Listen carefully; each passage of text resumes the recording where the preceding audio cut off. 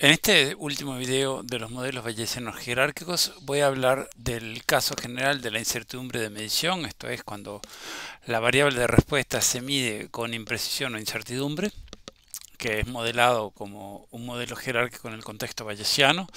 Luego voy a hablar de los modelos de mezcla en Mixture Models, la teoría básica que está detrás. Son modelos muy utilizados en ecología para determinar las abundancias de locales o globales de una población.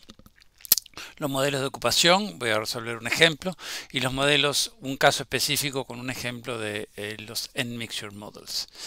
Bien, la incertidumbre de medición, excepto en casos muy definidos, un ejemplo es el filtro de Kalman, que no voy a discutir aquí. La estadística frecuentista carece de métodos genéricos para tratar los errores de medición de las variables. Esto es particularmente importante en el caso de la variable de respuesta, la variable aleatoria de respuesta, que es considerada como medida con una precisión infinita o sin error, que es exactamente lo mismo.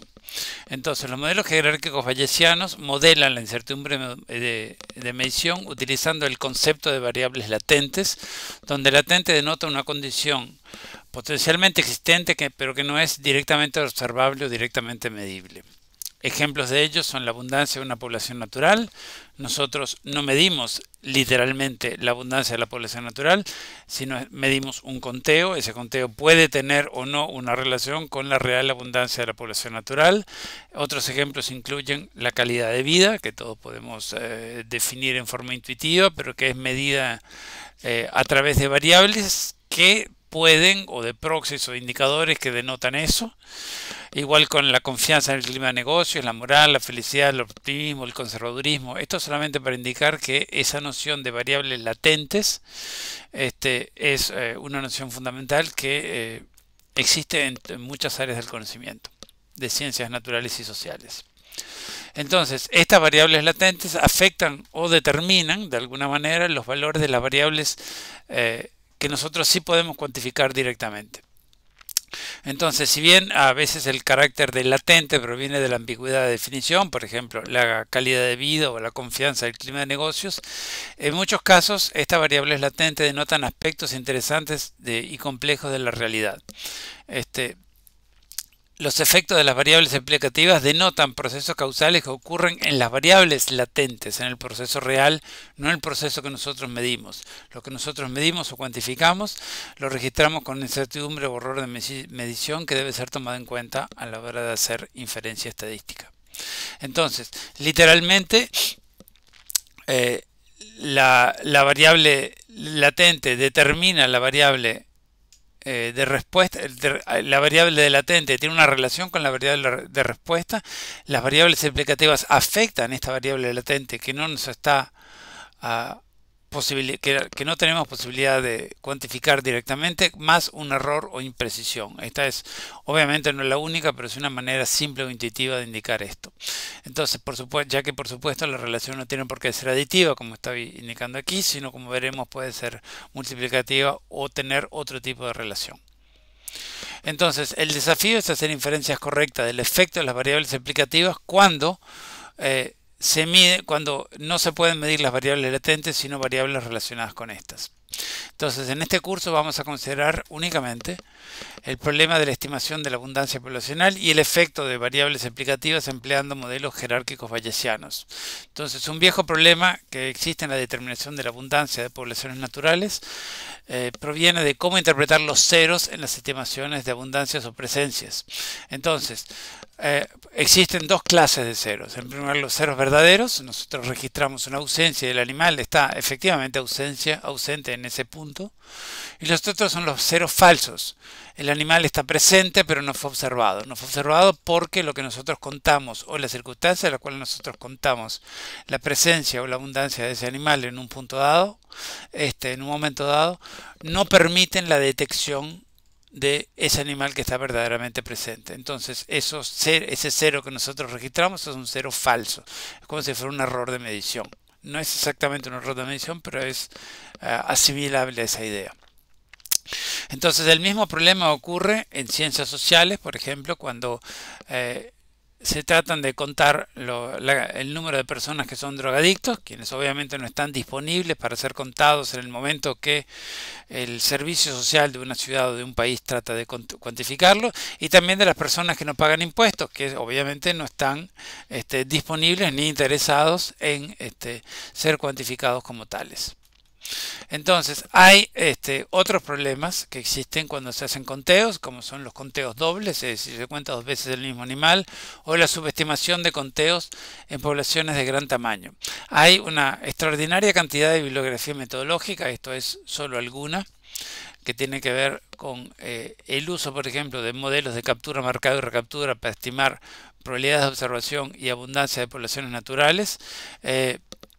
Los modelos, el uso de cámaras trampas, el uso de modelos bayesianos jerárquicos en estos trabajos de Rowley y Kell, que son particularmente sofisticados en cómo implementar estos modelos.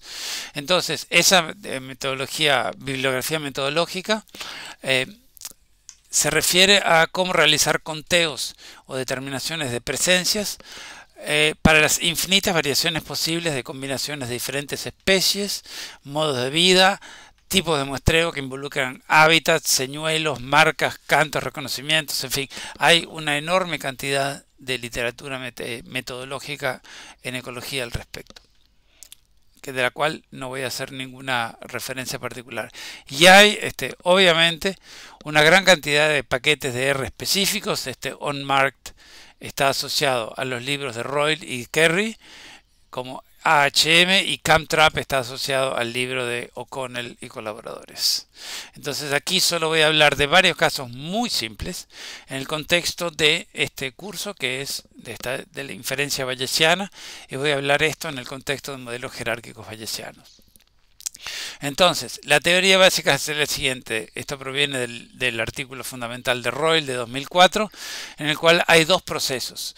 El proceso de estado, ese que nosotros no podemos observar, ese variable latente, en el cual, por ejemplo, la abundancia local de una población es modelada como una distribución Poisson con una cierta con un cierto parámetro que es su media. Esto podría ser cualquier otro modelo, por ejemplo, distribución binomial negativa. Y eso es, decía, latente o no observable. Y está el proceso de observación, el conteo local, que es condicional, eso es lo que significa esta barra vertical, a el valor real. Entonces los individuos que nosotros vamos a observar dependen del valor real de la población, ese que no podemos cuantificar, ese que es una variable latente, y de pi, la probabilidad de observación. Entonces los datos se componen de una secuencia, en este modelo simple de Royle, se compone una secuencia de visitas en un sitio. Aquí no se marcan los individuos, no se individualizan cada individuo con marcas de ningún tipo, ni se supone que hayan dobles conteos. Entonces la variable C, que es el conteo registrado, decía, es condicional a la abundancia real que no es observable, lo que convierte a esto en un modelo jerárquico. Entonces, en este tipo de modelos nosotros podemos poner variables explicativas a diferentes niveles de la jerarquía, a diferentes parámetros que están a diferentes niveles de la jerarquía. En esta ilustración simple, el parámetro μ del modelo Poisson o el parámetro pi del modelo de conteos, de la parte observacional. Entonces, pi es la probabilidad de observación o de detección a ser estimada. Entonces, este modelo, decía, puede ser realizado también con distribución binomial negativa, modelos inflados en ceros Poisson, binomial negativo o cualquier otro. Entonces, este modelo implícitamente supone que la población está cerrada, es decir, eso implica que en el lapso de muestreos consecutivos no habría inmigración ni emigración, es decir, que estamos contando los individuos que existen allí, nada más. Que hay un solo sitio, una sola visita, un solo observador. Esto obviamente puede ser relajado, y este modelo simplista, que es el modelo fundamental, puede ser complicado para tener muchas visitas, muchos observadores que pueden ser dependientes o independientes, y obviamente muchos sitios. El libro de Royle y Kerry y Royle, hay numerosos ejemplos al respecto. Que no hay falsos positivos ni conteos múltiples, y que los eventos de detección son independientes, es decir, que la probabilidad de detectar un animal en un sitio es independiente de la probabilidad de detectar otro animal en un sitio, y que hay obviamente una homogeneidad de detección para los n individuos que son potencialmente susceptibles a ser detectados. Es decir, no hay un sexo o una clase de edad que es más observable que otro sexo o otra clase de edad. Entonces, el apartamiento de los datos, de la realidad de estas suposiciones estadísticas, requiere añadir variables explicativas y o modificar la estructura del modelo jerárquico para incluir otros aspectos realistas que, como decía, puede ser investigado en detalle en los libros de Kerry y Royle. Entonces, volvamos al punto anterior. Este es el proceso de estado. Entonces, la abundancia real de la población que estamos modelando como una distribución Poisson, y este es el proceso de observación C, que es condicional a la abundancia real de la población que estamos modelando con distribución binomial. Decía, se pueden incluir variables explicativas en el espacio escala de la función de enlace correspondiente, logaritmo para la media de la distribución Poisson, y se pueden incluir variables explicativas en el espacio escala pertinente para la probabilidad de observación, que es pi, como el esfuerzo de muestreo, y se pueden incluir incluso efectos aleatorios o de grupos como el efecto observador, por ejemplo. Entonces, por razones técnicas, que aquí no voy a detallar, esta clase de modelos jerárquicos no se puede ajustar fácilmente con STAN, y por ende no podemos utilizar el paquete BRMS como hemos hecho hasta ahora en este curso. Entonces, sin embargo, se pueden ajustar con otro programa que se llama JAX, para lo cual tenemos que aprender a generar el input y analizar el output de este nuevo programa que vamos a emplear.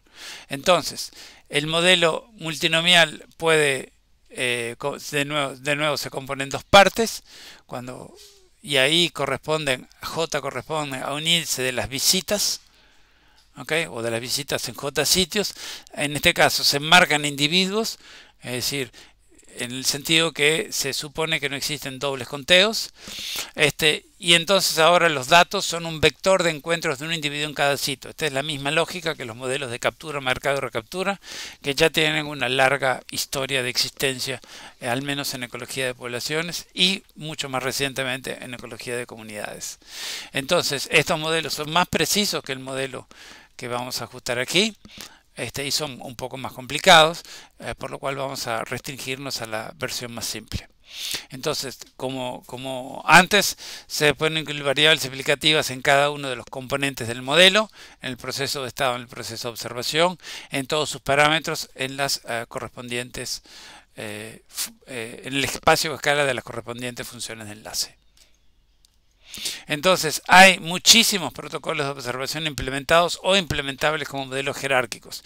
Esto incluye observadores dependientes, por ejemplo, en barcos o en transectas recorridas en tierra, en el cual el primer observador le indica la presencia de un observador, de una detección, al segundo observador que trata de detectarla, y esto entonces permite una estimación de la probabilidad de recaptura o de la probabilidad de observación. Existe un modelo llamado Distance, que se emplea para transectas, en las cuales la probabilidad de detección es una función declinante con la distancia a la transecta. Existen modelos con múltiples visitas dependientes o independientes, modelos de ocupación con y sin estructura espacial como metapoblaciones, y con y sin una especie o varias especies en el contexto de ecología de comunidades. Entonces, muchas de estas ideas relacionadas con la incertidumbre de los conteos se están muy pero muy lentamente comenzando a aplicar en ecología de comunidades, y esto es una tendencia aún no acentuada pero absolutamente necesaria para poder hacer inferencias válidas en ecología de comunidades. De nuevo, el principal problema consiste en entender qué son los ceros y en creer que los conteos que nosotros o las abundancias que nosotros determinamos de una o varias especies tienen una correspondencia directa y corresponden a la real abundancia de esa o de esas especies en la comunidad. Entonces, la implementación de todos estos métodos de detección o de detección de conteos de abundancias poblacionales o de conteos de abundancias de comunidades naturales requiere métodos jerárquicos bayesianos, por supuesto. Y si bien este no es un curso de métodos en ecología, que creo que es absolutamente necesario que todo el mundo posea, señalo esta perspectiva claramente marcada, pues creo que la ecología finalmente va a continuar a ir en esta tendencia, como ha sido el caso en los últimos 10 o 15 años. Y aquí termino esto para hacer luego el segundo video en el cual explicitaremos el ajuste de estos modelos. Muchas gracias.